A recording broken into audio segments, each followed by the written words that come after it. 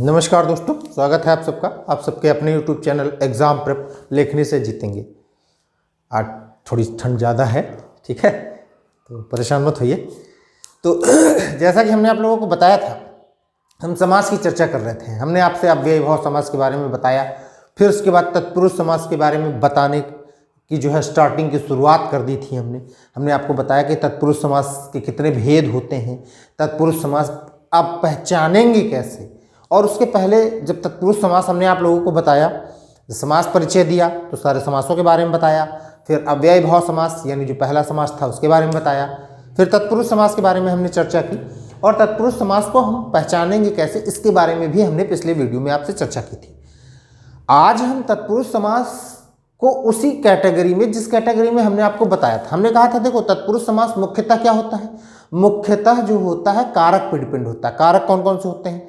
प्रथमा, द्वितीय, तृतीय, चतुर्थी, तो विभक्तियां होती हैं, ठीक है, और विभक्तियों के साथ जो जुड़े होते हैं वो कारक होते हैं। प्रथमा विभक्ति का जो कर्ता कारक वो है वो लिया नहीं जाता, क्योंकि वो कर्ता कारक को कारक में नहीं यूज किया जाता, ठीक है, नहीं प्रयोग में लाया जाता, ठीक है। द्वितीय से लिया जाता है और सप्तमी तक लिया जाता है। संबोधन को भी कारक में नहीं लिया जाता, विभक्ति और कारक में दोनों में नहीं लिया जाता।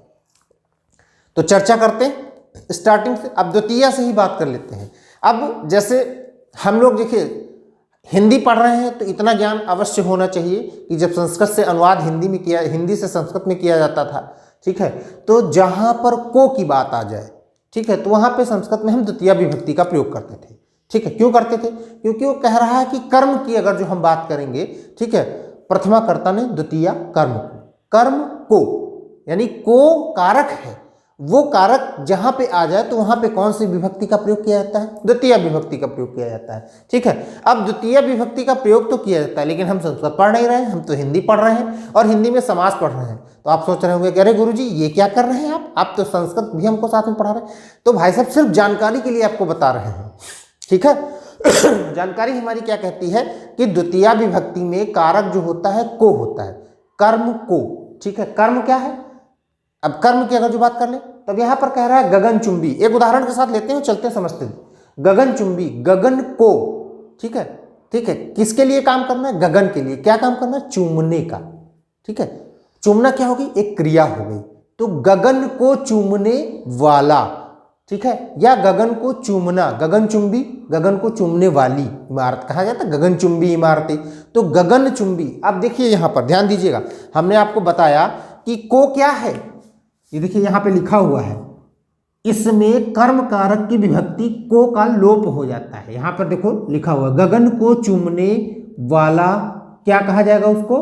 ठीक है, इसको कहा जाएगा गगन चुंबी, ठीक। अब बात को ध्यान रखिएगा, जहां पर को आ जाए, ठीक, इतना प्रयास आपको करना पड़ेगा, ठीक है, कि उसका जो है विग्रह करने का प्रयास आप करें। गगन चुंबी, गगन को चूमने वाला, ये तो आसानी से याद हो जाए, ठीक है। अब जैसे कहे यश प्राप्त, यश को प्राप्त करने वाला, ठीक है। अब यश को प्राप्त यानी यश जिसको प्राप्त हो गया हो, ठीक है, वो क्या है? यश प्राप्त हो जाता है। तो यश को प्राप्त, जहां पर को आ जाए, ठीक है, को क्या है? द्वितीय विभक्ति कर्म कारक, ठीक है, को क्या है? द्वितीय विभक्ति कर्म कारक। जहां पर को आ जाए वहां पर कौन सा समास हो जाएगा? द्वितीय तत्पुरुष हो जाएगा। अब बात को याद रखिएगा, हमारी बात समझिएगा, फिर से समझिएगा। हमने आपको विभक्ति बताई, विभक्तियों के साथ कारक भी बताए हमने, और कारक कौन कौन से थे हमने बताया था कि द्वितीय कर्म को तृतीय करण से, चतुर्थी संप्रदान के लिए पंचमी अपादान से अलगाव, षष्ठी संबंध का की, सप्तमी अधिकरण में पे पर। संबोधन हे भू अरे होता है, लेकिन संबोधन कारक की श्रेणी में नहीं आता है, ठीक है। तो अब समझे आप हमारी बात को ना। अब वही चीजें हैं हमारी यहाँ पर, क्या है वो? द्वितीय विभक्ति की हम बात कर रहे हैं अभी, ठीक है, सिर्फ द्वितीय की बात कर रहे हैं। तो द्वितीय तत्पुरुष कैसे पहचाना जाए? जैसे लिख दिया जेब कतरा, ठीक है। अब आपके मन में आया कि जेब कतरा को अगर जो विग्रह करेंगे, ठीक है, ठीक है, इसका समास विग्रह करेंगे तो कैसे करेंगे? जेब कतरा यानी जेब को कतरने वाला, यानी कर्म क्या है? जेब है, और काम क्या है? कतरना, ठीक है। किसको कतरना है? जेब को कतरना है, ठीक। तो जेब कतर। अब को आ गया बीच में, अब ध्यान दीजिएगा इस चीज को। अभी इसके अपवाद हैं वो बताएंगे हम आपको, लेकिन अपवाद बहुत थोड़े से हैं और छोटी छोटी चीजें हैं, आसानी से पहचान जाएंगे उनको, ठीक है। यानी जेब को कतरने वाला, कतरने का मतलब काटने की बात कर रहे हैं, जेब कटा जिसको कहते हैं, जो क्या बोलते हैं उसको, रागीर कर लेते हैं, रागीरी कर लेते हैं, यानी आपकी पॉकेट से पैसे चुरा लेते हैं, उनको जेब कतरा कहते हैं। ठीक है, पॉकेट पिकर्स इंग्लिश में कहा जाता है उनको। ठीक, अंग्रेजी भाषा में पॉकेट पिकर्स कहा जाता है जेब कतरा को। तो अब जहां पर को आ जाए, अब को का अगर जो लोप कर रहे हैं, ठीक है, तो वो कौन सा समास हो जाएगा? तत्पुरुष समास हो जाएगा। ध्यान रखिएगा हमारी बात, एक एक चीज को आप डिस्क्राइब करते हुए चलते हैं। चिड़ी मार, चिड़ी मार, देखो ये को, ये को, यश प्राप्त, यश को प्राप्त, चिड़ी मार, चिड़िया को मारने वाला। ग्रामगत, ग्राम को गया हुआ। अभी देखो को का लोप हो रहा है हर जगह। रथ चालक, रथ को चलाने वाला। ठीक है, बहुत आसान है, द्वितीय तत्पुरुष समझना, सीखना, जानकारी ले लेना बहुत आसान है, इतना कठिन है ही नहीं कुछ इसमें जो आपको लग रहा हो। बस आप वीडियो को ध्यान से देखें और हमारी बात को समझने की कोशिश करें। जहां पर कर्म कारक की विभक्ति को का लोप हो जाए वो द्वितीय तत्पुरुष समास होता है। ठीक है, अब आपको समझिए कहां पर आ गए थे हम लोग? जेब कतरा, यानी जेब को देखो है ना, जेब कतरा, जेब को कतरने वाला। ये आपका क्या है? ये आपका समास विग्रह है। ये इतनी चीजें हैं आपकी क्या है? ये आपके समास विग्रह है। ठीक है, ये समास विग्रह है, यानी जेब को कतरने वाला। अब को आ गया यहाँ पे। स्वर्गवासी, स्वर्ग को प्राप्त। स्वर्गवासी किसको कहा जाता है? हमारे कहा नहीं जाता कि अरे वो दादाजी तो हमारे स्वर्गवासी हो गए, यानी स्वर्ग को प्राप्त हो गए हैं वो। ठीक है, तो यानी जब स्वर्ग को प्राप्त हो गए हैं, यानी को लग गया यहाँ पे, तो को कौन सा कारक है?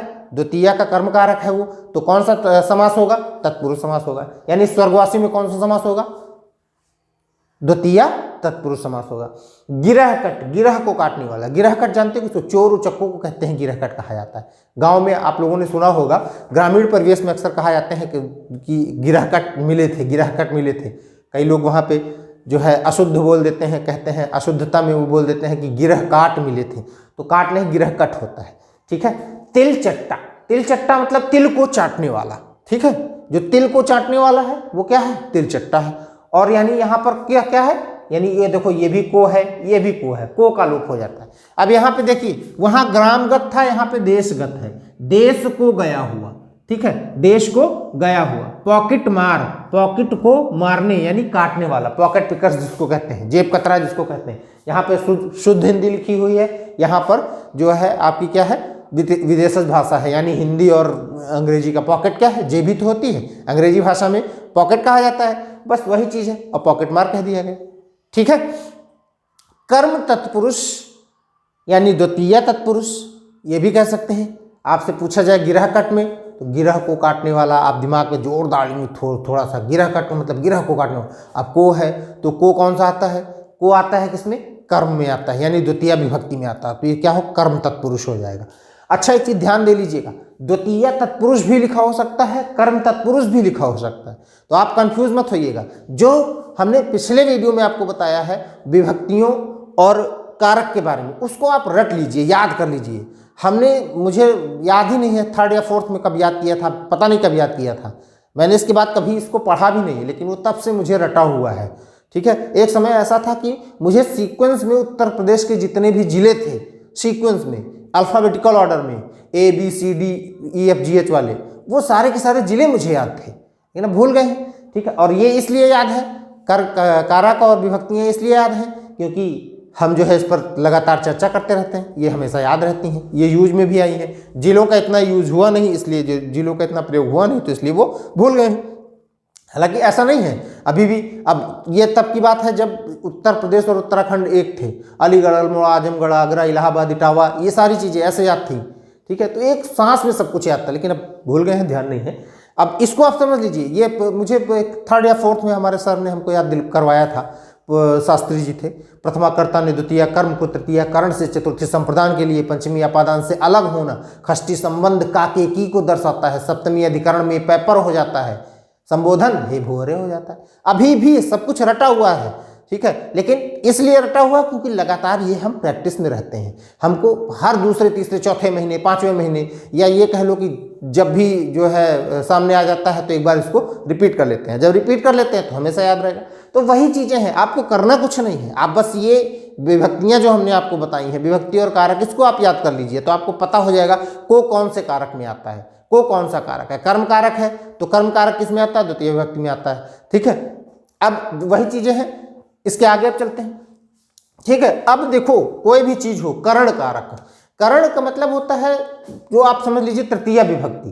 ठीक है, अब करण में के द्वारा, ठीक है, यानी उसके द्वारा, ठीक है, उससे भरा हुआ, यानी वो चीज जो आप बता रहे हैं, चाहे वो मन हो, चाहे जो है कोई भी चीज हो, डर हो, कुछ भी हो, वो उसमें पूरी तरह से जो है प्रयोग में लाई गई। अब देखते चलिए करण कारक, इसमें करण कारक की विभक्ति के द्वारा, से अथवा के द्वारा। देखो दो चीजें यहाँ पे दे रखी हैं। ठीक है, एक दे रखा से और दूसरा दे रखा है के द्वारा। ठीक, क्या क्या हमने बताया, करण कारक की विभक्ति से और के द्वारा, दो चीजें होती हैं करण कारक की विभक्ति में। एक कहा जाता है कि से आ जाए, ठीक है, और दूसरा कहा जाता है कि के द्वारा आ जाए। ये दो चीजें हैं, इनको बॉक्स में हमने कर दिया, इसलिए बॉक्स में कर दिया कि ध्यान रहे। ठीक है, अब देखते चलिए, हर चीज उदाहरण से आप समझिए। उदाहरण एक ऐसी चीज है जो सब कुछ आपको क्लियर करा देती है। साइकोलॉजी में आपने पढ़ा होगा, ठीक, आगमन निगमन, फिर चर्चा करेंगे, नहीं फिर आपकी जो है मनोविज्ञान इसमें आ जाएगी। करुणाकुल, करुणाकुल मतलब करुणा से आकुल, करुणा से पूर्ण, भरा हुआ। भयाकुल, भय से आकुल। अब देखो करुणा से, देखो से आया, भय से, दो चीजें आई, और से किस में आता है, करण कारक। करण कारक तृतीया तत्पुरुष, यानी करण तत्पुरुष। अगर करण तत्पुरुष की बात करेंगे तो वो क्या है, तृतीया तत्पुरुष है। से की बात करेंगे वहां पे रेखांकित, रेखा से अंकित। ठीक है, कहा जाता है ना इसको रेखांकित कर लीजिए, अंडरलाइन कर लीजिए, इसको अंग्रेजी में कहा जाता है। तो यानी किसी भी चीज के नीचे किससे अंकित किया गया है, रेखा से अंकित किया गया। अब से आ गया है तो से कहाँ का है, करण कारक का।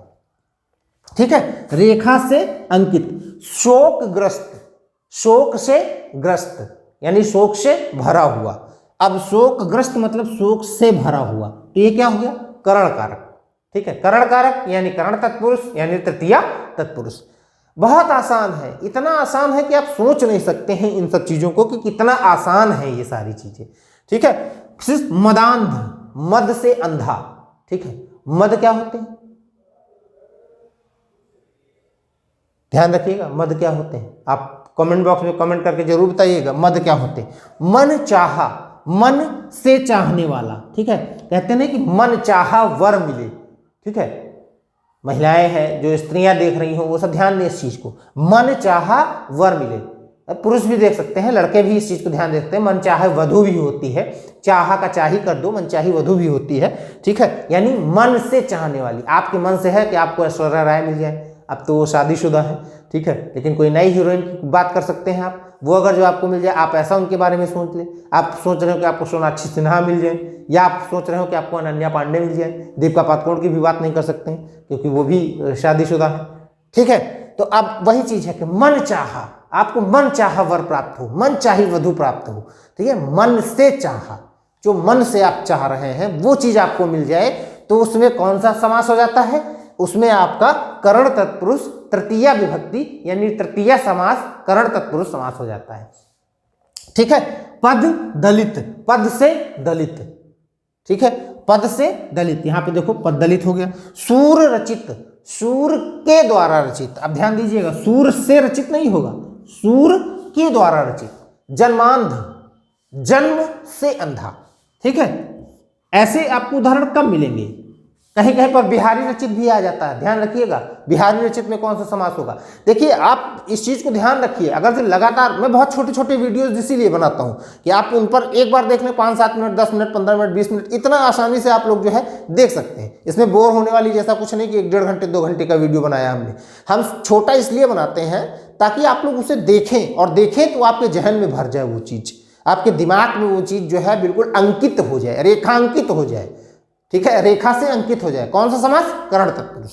ठीक है, मन मौजी, मन से मौजी। मन मौजी किसको कहा जाता है, जो मन से मौज कर रहा है। वो भैया बहुत मन मौजी आदमी है, काम हुआ तो हुआ, नहीं हुआ तो पड़े हैं, सो रहे हैं। मन मौजी, तो मन से मौजी, जो मन से मौजी है वो क्या है, करण तत्पुरुष है। ठीक है, मन चाहा, जो मन से चाहने वाला है वो क्या है, वो करण तत्पुरुष है। ठीक है। मनगढ़ंत, मन से गढ़ा हुआ, कहा था ऐसा देखो मनगढ़ंत कहानियां मत सुनाओ तुम मुझे, जो सही सही बात है वो बताओ। तो मनगढ़ंत मतलब मन से गढ़ा हुआ, तो वो क्या है आपका करण तत्पुरुष। ठीक है, इतनी सारी चीजें क्लियर हो गई होंगी। देखो दो दो मैं आपको लेके चल रहा हूं, द्वितीय और तृतीया बता दिया, अब चतुर्थी और पंचमी बताऊंगा आप लोगों को।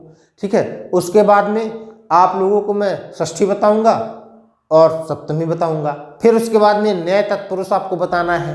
ठीक है, अलुप्त तत्पुरुष भी आपको बताना है। ठीक है, पद लुप्त तत्पुरुष भी बताना है, उपपद तत्पुरुष भी बताना है। तो तत्पुरुष अपने आप में बहुत अच्छी चीज है, इतना घबराने की जरूरत है। तत्पुरुष समास, देखो जो चीजें नाम से जितनी कठिन होती हैं उतनी होती नहीं है, अंदर आप जाके देखेंगे तो बहुत ही स्वभाव से सरल होती हैं वो। ठीक है, आप सिर्फ एक बार मन से उस चीज को प्रयास करिए। कोई भी ऐसी चीज नहीं है, कोई भी ऐसी बात नहीं है जो आपके दिमाग तक ना पहुंच जाए। लोग कहते हैं कि हमको समझ में नहीं आती, हमारे दिमाग में नहीं घुस रही है।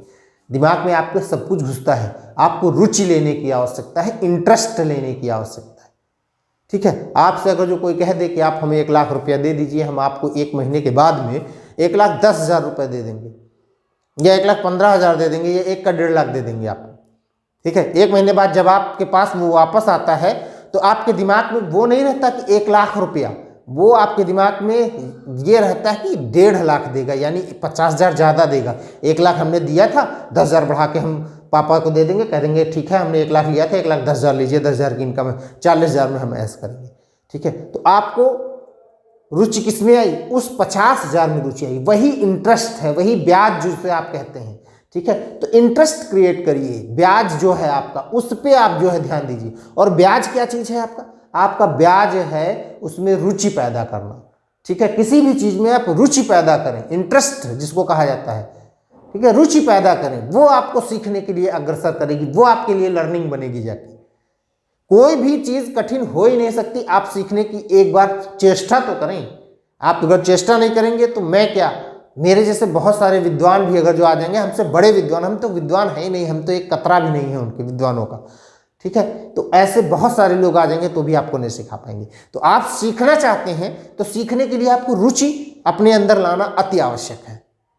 ठीक है, तो जैसा कि हम आप लोगों से कहते चले आते हैं वीडियो के अंत में, एग्जाम प्रेप लेखनी से जीतेंगे आपका अपना चैनल है। लाइक शेयर सब्सक्राइब करते रहिएगा, प्यार स्नेह दुलार दिखाते रहिए हमें।